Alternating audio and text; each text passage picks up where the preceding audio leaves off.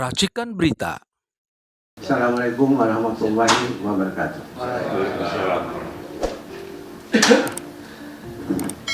Saya ingin jelaskan pertama sebelum nanti rombongan yang dipimpin oleh Pak Sri Eko Kagendo.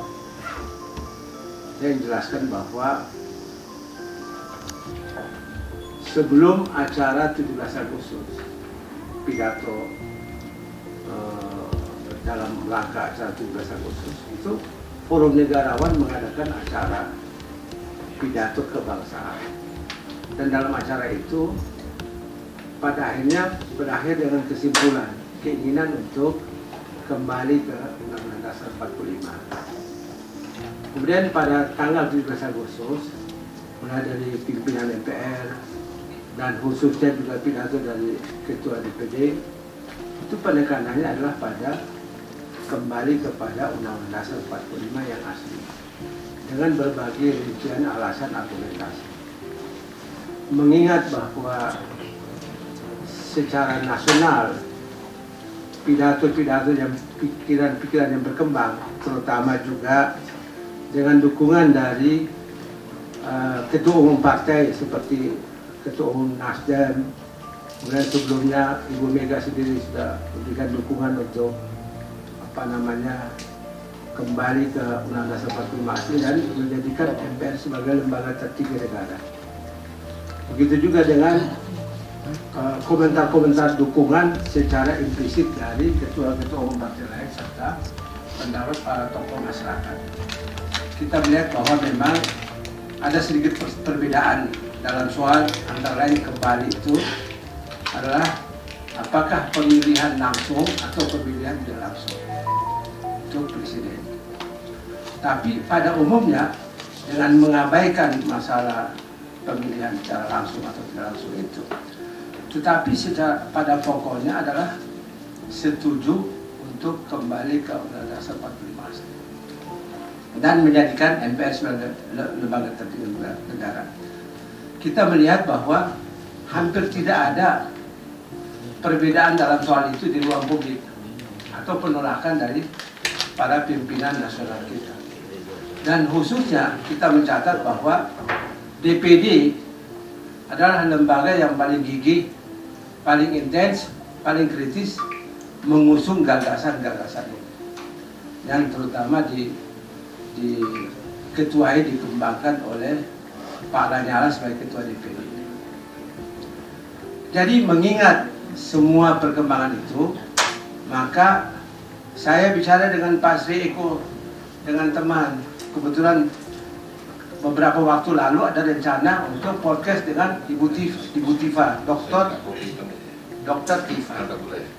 Dalam pembicaraan itu ada pikiran untuk Forum Negarawan mengisi energi kembali atau membicarakan masalah konstitusi ini, mengisi kebutuhan itu dengan kehadiran untuk berbicara dengan Pak Lanyala, dengan pimpinan DPD, dan nanti bila mungkin dengan pimpinan MPR, kemudian nanti dengan para tokoh yang lain, sekaligus untuk membuka jalan bagi pernyataan sikap dari Forum Negarawan atas masalah ini.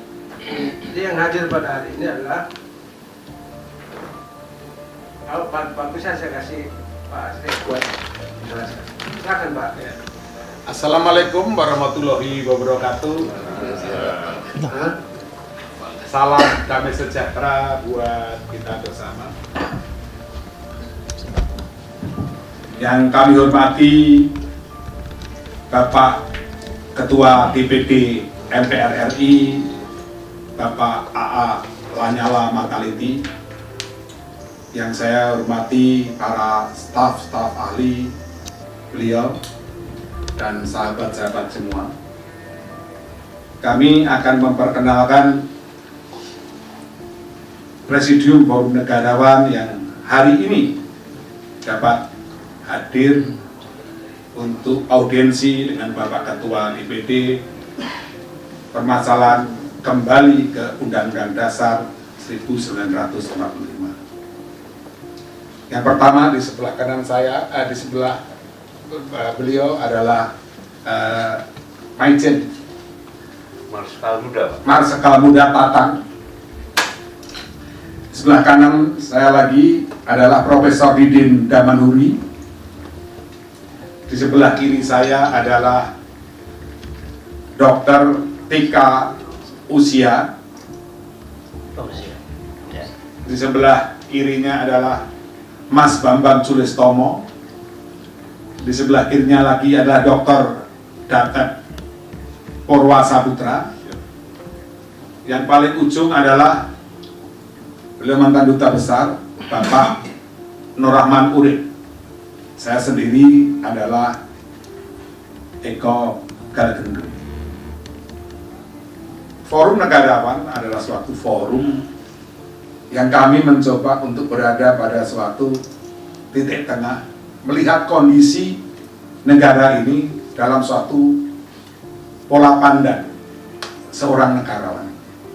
Kami pastinya semuanya belajar bersama-sama bagaimana menjadi seorang negarawan. Maka ketika sahabat kami, Dr. Sul, saat itu mempertemukan juga dengan Ketua DPD di acara di Istana Bogor saat itu, dan kita juga mendapatkan kehormatan untuk menerima penghargaan dari DPD MPR RI, itu menjadi suatu kehormatan tersendiri bagi kita dan menjadi komitmen. Sehingga seperti yang saya utarakan kepada Dr. Sul yang memang sudah berjuang lama mengenai kembali ke Undang Dasar 45, beliau katanya wis oleh jago, sudah dapat orang yang tepat untuk kemudian didukung menjadi di depan dalam upaya untuk mengembalikan konstitusi Negara Kesatuan Republik Indonesia yang kuat.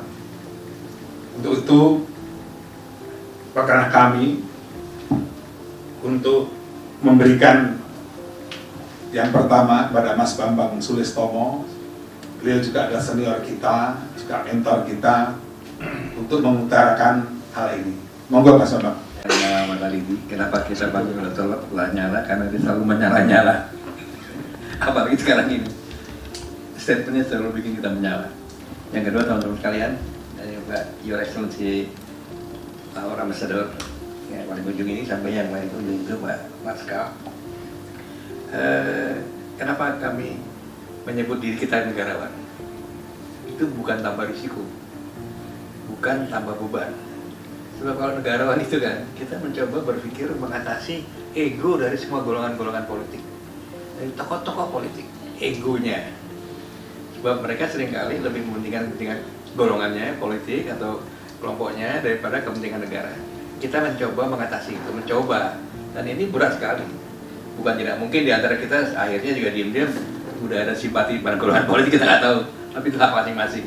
Tapi dalam menentukan pendapat ya Mas Eko ini kalau ngajak rajin betul kemana-mana, dan dia Mas Eko tuh ngajak semua orang. Bukannya kita tidak berpikir bahwa ini akan dibawa kemana Mas Eko kan? Diam-diam contohnya Mas Eko jangan-jangan dia paranormalnya Arif Amin kan, kita nggak tahu juga. Ya. Jadi kita merasa bahwa kita mendapatkan tempat untuk bicara tentang negara ini lebih kuat dan lebih punya nuansa negara daripada kepentingan golongan politik, egonya itu. Nah, soal Pancasila, kita lihat sekarang ini masyarakat kayaknya udah nggak ngomong-ngomong Pancasila lagi tuh, nggak ngomong apakah ideologi kita Pancasila atau bukan ya. Mereka nggak kepikirkan apa, karena banyak di antara para pemimpin tidak bisa kasih contoh bagaimana mewujudkan masyarakat bangsa dan negara Pancasila. Nggak ada contoh sama sekali. Misalnya ekonomi Pancasila yang kayak apa sih ekonomi Pancasila? Ya Mas Eko ya, ekonomi Pancasila itu kayak apa? Apakah ngatur minyak goreng itu seperti itu misalnya kan, ngatur apalagi transportasi seperti itu. Jadi nggak ada contoh bagaimana para pemimpin mewujudkan masyarakat bangsa dengan, sehingga masyarakat itu pikir yang mana sih Pancasila ya, sekali-sekali aja Dr. Lanyala bicara seperti itu, tapi itu pun tampaknya tidak bisa menggugah bangsa ini. Dan ini saya kira satu hal yang sangat gawat ya. Gawatnya karena kita merasa bahwa rakyat ini kan butuh kepercayaan. Sebab kekuasaan siapapun juga itu butuh kepercayaan. Siapapun yang berkuasa butuh kepercayaan, apalagi negara demokratis. Sebab dalam pembukaan undang-undang seperti itu disebutkan bahwa maka terbentuklah pemerintahan Indonesia yang berdaulat berdasarkan ketuhanan, berdasarkan. Jadi berdaulat itu lebih utama daripada asas-asas yang lain. Negara yang berdaulat berdasarkan ketuhanan, kemanusiaan, adil dan keadilan sosial. Jadi berdaulat itu adalah inti daripada kehidupan bangsa ini. Tapi sekarang saya lihat siapa yang bisa menjaga kedaulatan itu? Ya, tadi kita masuk sini aja rasanya, waduh, kayak benteng nih. Kita dicium-cium anjing nih kan. Anjing mereka ke mobil kita. Ya, ini kan. Ya, jadi ini udah di mana kedaulatan untuk masuk gedung ini aja rasanya kalau susah banget. Ya. Diperiksa, hari ini foto. Saudara Habib ini difoto nih. Kayak pelarian aja. Jadi kedaulatan itu tidak bisa dinikmati oleh bangsa. So, dengan berdaulat, rakyat bisa ikut memiliki, bisa ikut merasa terwakili dengan berdaulat. Kalau nggak mungkin. Jadi kalau ada Mas Eko Galgendro dan sebagainya, para tokoh-tokoh yang mengatakan bahwa pemilu kita ini hanya pemilu seremonial dan prosedural, jangan-jangan itu intinya kita nggak punya kedaulatan. Nah ini yang membuat kita resah. Yang kedua, selain kepercayaan, masyarakat itu kan butuh dipercaya dan diberikan kepercayaan. Sebab apa?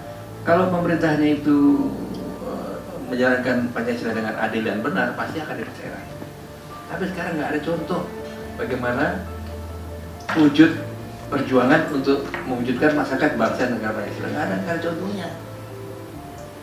Ya, transportasi Pancasila misalnya. Sekarang kereta api MRT aja yang tadinya itu gara-gara tikungannya terlalu tajam nggak bisa dijalani. Jadi hal-hal seperti ini adalah hal-hal yang memang sehari-hari dihadapi oleh masyarakat, dan kami sebagai negarawan mencoba bicara soal ini secara terbuka. Sebab kita mencoba agar kita itu masih berdaulat gitu. Dan tadi saya katakan, jadi negarawan itu bukan tanpa risiko, bukan tanpa beban. Sebab kita membawa kedaulatan rakyat. Nah sini saya kira demikian Bapak Ibu sekalian. Dan saya bahagia berteman dengan Bapak di sini yang dengan berani mengatakan diri negarawan ya. Jadi dan mudah-mudahan saja negarawan sampai akhir hayat lah. Ya artinya kita tetap memperjuangkan kepentingan negara dan kepentingan yang lain.